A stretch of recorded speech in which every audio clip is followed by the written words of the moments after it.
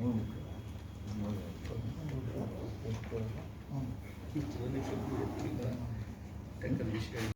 ಅವರು ಕೊಟ್ಟಿರ್ತಕ್ಕಂಥ ವಿದ್ಯಾದಾನ, ಕೊಟ್ಟಿರ್ತಕ್ಕಂಥ ಅನ್ನದಾನ ಇವತ್ತು ಲಕ್ಷಾಂತರ ವಿದ್ಯಾರ್ಥಿಗಳು ವಿದ್ಯಾಭ್ಯಾಸ ಪಡೆದು ದೇಶ ವಿದೇಶದಲ್ಲಿ ಕೂಡ ಅವರ ಒಂದು ಕೃಪೆಗೆ ಪಾತ್ರರಾಗಿದ್ದಾರೆ, ಅವರ ಆಶೀರ್ವಾದಕ್ಕೆ ಪಾತ್ರರಾಗಿದ್ದಾರೆ. ಇದು ಒಂದು ವಿಶೇಷವಾದ ಕಾರ್ಯಕ್ರಮ. ಎಲ್ಲರೂ ಕೂಡ ಒಂದು ವಿಶೇಷವಾದ ಕಾರ್ಯಕ್ರಮಕ್ಕೆ ಪಾತ್ರರಾಗಬೇಕು, ಆಶೀರ್ವಾದ ಪಡ್ಕೋಬೇಕಂತ ವಿನಂತಿ ಮಾಡ್ಕೋತೀನಿ. ನೇರ ಹೋಗಿ ಅಲ್ಲಿ ಉಳ್ಕೊಳ್ಳೋದಕ್ಕೆ ವ್ಯವಸ್ಥೆ ಮಾಡಿದೆ, ಊಟದ ವ್ಯವಸ್ಥೆ ಮಾಡಿದೆ. ಹಂಗಾಗಿ ವ್ಯವಸ್ಥೆಗಳಿಗೆ ಕೊರತೆ ಇರೋದಿಲ್ಲ. ಅಲ್ಲಿ ಹೋಗಿ ಬರ್ತಕ್ಕಂಥ ಏನು ಬಸ್ಸು ವ್ಯವಸ್ಥೆ ಕೂಡ ಸುರಕ್ಷಿತವಾಗಿ ಮಾಡಿದೆ.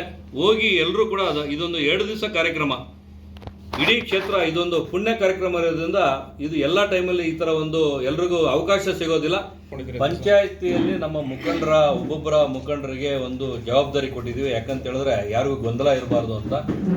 ಅವರು ಕಾಂಟ್ಯಾಕ್ಟ್ ಕೂಡ ಕೊಡ್ತೀವಿ. ಅವ್ರನ್ನ ಕಾಂಟ್ಯಾಕ್ಟ್ ಮಾಡಿಕೊಂಡು ಎಲ್ಲರೂ ಕೂಡ ಮಾತಾಡಿಕೊಂಡು ಒಂದು ಪಂಚಾಯತಿಗೆ ಈಗಾಗಲೇ 2 ಬಸ್ ಥರ ಆಗಿದೆ. ಇನ್ನಷ್ಟು ಇಂದಿರಿ ಕ್ಷೇತ್ರದಲ್ಲಿ ಶ್ರೀ ಭೈರವಿಕ ಮಂದಿರ ಲೋಕಾರ್ಪಣೆ ಕಾರ್ಯಕ್ರಮ ಹೊಂದಿದೆ. ಅದು ತುಂಬ 4-5 ದಿವಸ ಕಾರ್ಯಕ್ರಮ. ಆ ಕಾರ್ಯಕ್ರಮ 15ನೇ ತಾರೀಕು ಲೋಕಾರ್ಪಣೆ ಅಂದರೆ ಪೂಜೆಗಳೆಲ್ಲ ನಡೆದು ಲೋಕಾರ್ಪಣೆ ಮಾಡೋದು. ಅದಕ್ಕೆ ಮೋದಿಜಿಯವರು ಬರ್ತಾ ಇದ್ದಾರೆ. ಈ ಒಂದು ಕಾರ್ಯಕ್ರಮಕ್ಕೆ ನಮ್ಮ ತಾಲೂಕಿನಾದ್ಯಂತ ಎಲ್ಲ ಇವರು ಜೊತೆಗೂಡಿಸಿ ಬಂದು ಅದಕ್ಕೆ ಇದು ಮಾಡಬೇಕು ಅಂತ ಈ ಒಂದು ಇದಕ್ಕೆ ನಮ್ಮ ಸಂಘದಿಂದನೂ, ಒಕ್ಕಲಿಗ ಸಂಘದಿಂದನೂ ಇದಕ್ಕೆ ನಾವು ಸಹಕರಿಸ್ತಾ ಇದ್ದೀವಿ. ಅವರು ನಮಗೆ ಎಲ್ಲ ಒಟ್ಟಾಗಿ ಕೂಡಿ ಮಾಡೋಣ ಅಂತ ಎಲ್ಲ ಒಂದು ನಿರ್ಣಯ ಆಗಿದೆ. ಈ ಒಂದು ಕ್ಷೇತ್ರಕ್ಕೆ ಮೋದಿಜಿಯವರ ಕಾರ್ಯಕ್ರಮ ಇರೋದು 11:15 ಇರೋದ್ರಿಂದ ಆದಷ್ಟು ಎಲ್ಲ 10 ಗಂಟೆಗೆ ಬರಬೇಕು ಅಂತ ಒಂದು ಇದಾಗಿದೆ.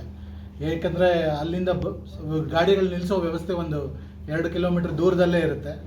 ಅವರೆಲ್ಲ ಅಲ್ಲಿಂದ ನಡ್ಕೊಂಡು ಬರಬೇಕಾದ್ರೆ ಸ್ವಲ್ಪ ಸಮಯ ತಗೊಳುತ್ತೆ. ಸೊ ಆದಷ್ಟು 11 ಗಂಟೆ ಒಳಗಡೆ ಅಲ್ಲಿ ಬಂದು ಸೇರಿದ್ರೆ ಎಲ್ಲರೂ ಸೆಕ್ಯೂರಿಟಿ ಚೆಕ್ ಎಲ್ಲ ಇರುತ್ತೆ.